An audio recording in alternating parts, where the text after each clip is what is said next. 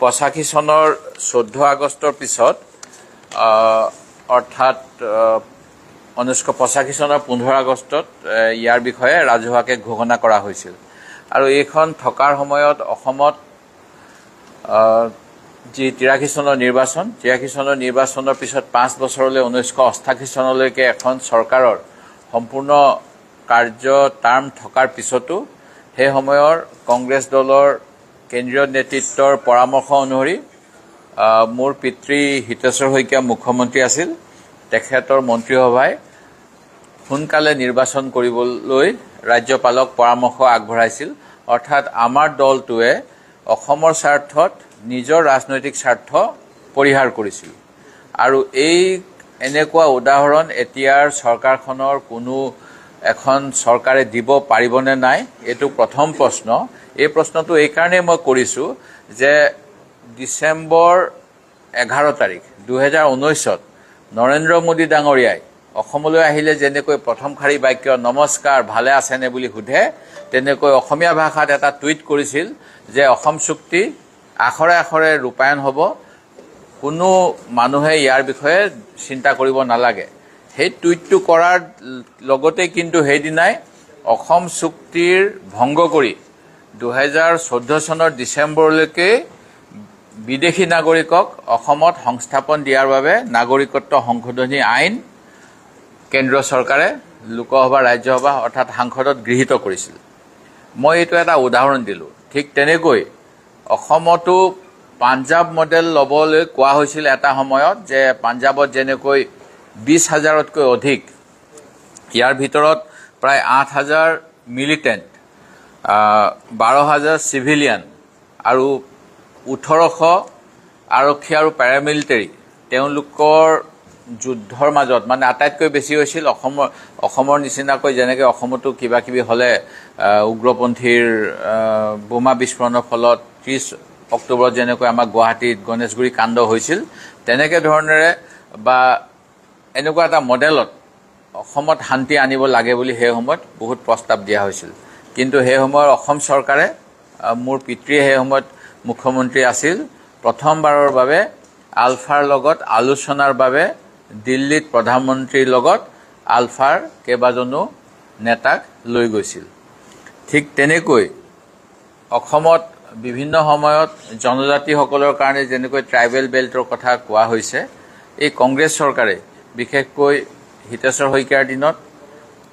মিচিংসকলৰ স্বায়ত্ব শাসন দিয়া হৈছিল তিৱাসকলৰ স্বায়ত্ব শাসন দিয়া হৈছিল আৰু বিভিন্ন ধৰণেৰে জনজাতিসকলৰ বাবে কাম কৰা হৈছিল আৰু যিটো কাম পৰৱৰ্তী সময়ত তৰুণ গগৈ ডাঙৰীয়াৰ দিনতো বিভিন্ন কাউন্সিল বা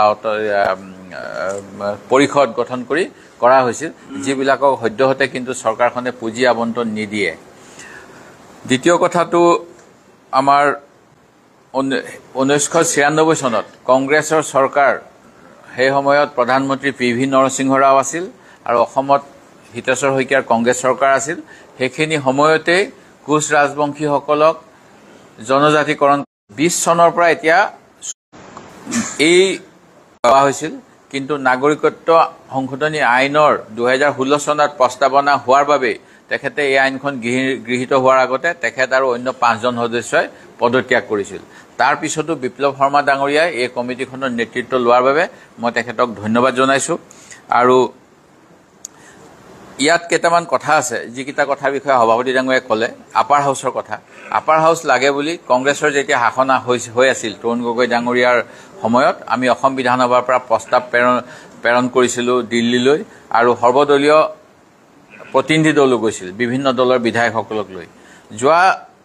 সময়ছোৱাত মুখ্যমন্ত্ৰী সৰ্বানন্দ সোণোৱাল ডাঙৰীয়া আৰু বৰ্তমানে মুখ্যমন্ত্ৰীৰ দিনত অসম বিধানসভাত এই গুৰুত্বপূৰ্ণ বিষয়টো তেখেতসকলে কৈ আছে যে আমি অসম চুক্তিৰ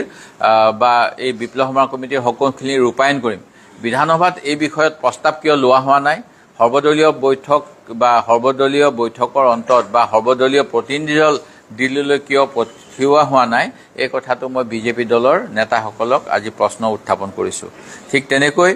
অসম এই বিপ্লৱ শৰ্মা কমিটিয়ে অসমীয়া ভাষা অসমীয়া সংস্কৃতি অসমীয়া মানুহৰ অৰ্থনৈতিক সামাজিক ৰাজনৈতিক অধিকাৰৰ কথা কৈছে কিন্তু এই চৰকাৰৰ দিনতে অসম পাব্লিক সাৰ্ভিস কমিশনৰ পৰীক্ষাৰ পৰা যিটো আগতে বাধ্যতামূলকভাৱে অসমীয়া ভাষাৰ এখন পেপাৰ আছিল আৰু যিটো বিপ্লৱ শৰ্মা কমিটিৰ ৰিপৰ্টত আছে, যিটোৰ কাৰণে কেন্দ্ৰ চৰকাৰৰ পাৰ্মিশ্যন নালাগে, যিটো মুখ্যমন্ত্ৰীয়ে কৈছে 10টা বিষয় মই কেন্দ্ৰৰ লগত কথা পাতিম, এই অসম চৰকাৰৰ বিষয়টো লৈ তেওঁলোকে কিয় অসমীয়া পেপাৰখন ৰদ কৰি দিলে, যাৰ ফলত আজি অসমীয়া নজনা ৰাজস্থানৰ কোনো যুৱতীয়েও ACSৰ ক্লাছ 1 অফিচাৰৰ পদ গ্ৰহণ কৰিছে বুলি আপোনালোকৰ তাত চাব নেকি? ডাইৰেক্ট একশ্যন ল'ব লাগে বুলি এজন বিধায়কে টিভি চেনেলত উল্লেখ কৰিছে আৰু কৈছে বাংলাদেশী মিয়া মুছলমানে মাটিবিলাক দখল কৰিছে। অসম চুক্তিৰ পিছত বাংলাদেশী ভাৰতবৰ্ষত কেতিয়াও গ্ৰহণযোগ্য নহয়, বিশেষকৈ অসম চুক্তিৰ বাবে অসমত নহয়। সেই গতিকে যদিহে এই মানুহবিলাক প্ৰকৃততেই বাংলাদেশী, তেখেতসকলক বাংলাদেশলৈ পঠাই দিয়াৰ ব্যৱস্থা ল'বলৈ মই অসম চৰকাৰক আজি পুনৰ দাবী জনাইছোঁ। অন্য এটা বিষয় থাকিলে, আপোনালোকে জানে ৰাভা হাছং কাউন্সিলৰ সময় নিৰ্বাচন মতে কৰা নাই আৰু তাৰ এক্সটেনশ্যন কৰি আছে আৰু এক্সটেনশ্যন কৰাৰ ফলত এজন বিতৰ্কিত যাৰ চাৰ্টিফিকেট সন্দৰ্ভত প্ৰশ্ন উত্থাপন হৈছে, যিজন প্ৰকৃততে ওদালগুৰি শৰণীয়া উপাধিৰ বুলি কৈছে, তেওঁৰ পিতৃ নামত NRCত শৰণীয়া বুলি আছে, তেখেতসকলৰ মাটিবাৰীত উল্লেখ আছে শৰণীয়া বুলি, আৰু শৰণীয়াসকল ট্ৰাইবেল নহয় বুলি ইতিমধ্যে গুৱাহাটী হাইকোৰ্টে ৰায় দিছে। তাৰ পিছতো এজন ব্যক্তিক টংকেশ্বৰ ৰাভাক এনেকৈ দিয়াৰ বাবে বিভিন্ন ৰাইজৰ মাজত ক্ষোভ সৃষ্টি হৈছে। সেই গতিকে ইয়াৰ মই এটা তদন্ত দাবী কৰিছোঁ, যিহেতু এটা দলীয় ট্ৰাইবেল বিধায়কসকলক লৈ এই বিষয়টোৰ খৰচি মাৰি তদন্ত কৰি প্ৰকৃততে কথাটো কি আমাৰ সকলোৱে জনাৰ অধিকাৰ আছে। আৰু যদি ভুৱা মানুহে ট্ৰাইবেলৰ নামত অধিকাৰ লৈ আছে, ই এটা যেনেকৈ অসম বিধানসভাত কোনোবা এজন বাংলাদেশীয়ে MLA হ'বলৈ ইলেকশ্যন খেলিব বিচাৰিছিল বুলি এটা কথা উত্থাপন হৈছিল, ঠিক তেনেকৈ জনজাতিৰ বাবে যি অধিকাৰ, যিখিনি জনজাতিসকলৰ ৰাজনৈতিক অধিকাৰ, যদি অজনজাতি লোকে সেইখিনি ব্যৱহাৰ কৰি আছে, ই এটা গুৰুত্বপূৰ্ণ বিষয়। সেই গতিকে মুখ্যমন্ত্ৰী মহোদয়ক দাবী জনাইছোঁ যে তেখেতে অসম বিধানসভাৰ অধ্যক্ষলৈ অসম বিধানসভাৰ বিভিন্ন দলক প্ৰতিনিধিত্ব কৰা জনজাতীয় বিধায়কসকলক লৈ এখন সমিতি গঠন কৰি টংকেশ্বৰ ৰাভাৰ বিষয়টোৰ নিষ্পত্তি কৰিব লাগে। শেষত আহিল যে অসম চুক্তি বিষয়টো লৈ মুখ্যমন্ত্ৰী মহোদয়ে যিখিনি কথা কৈ আছে, অসম চুক্তি ৰূপায়ণ বিভাগে সদৌ অসম ছাত্ৰ সন্থাৰ লগত আলোচনা কৰি থাকে, কেইবালানিও বৈঠক হৈছে। মই বিচাৰোঁ যে আমাৰ অসমৰ যিহেতু কংগ্ৰেছ দলেই এই চুক্তি ৰূপায়ণৰ ক্ষেত্ৰত আগভাগ লৈছিল, আমাৰ দলকো এই বিষয়ত অংশীদাৰ কৰিব লাগে আৰু আগন্তুক সময়ত যি আলোচনা হ'ব আমাকো নিমন্ত্ৰণ দিব লাগে। অসমৰ স্বাৰ্থত আমিও কাম কৰিব বিচাৰোঁ আৰু সেয়ে অসম চুক্তি ৰূপায়ণৰ ক্ষেত্ৰত সকলোৰে পৰামৰ্শসহ কামখিনি কৰি যাবলৈ মই দাবী জনাইছোঁ। To take the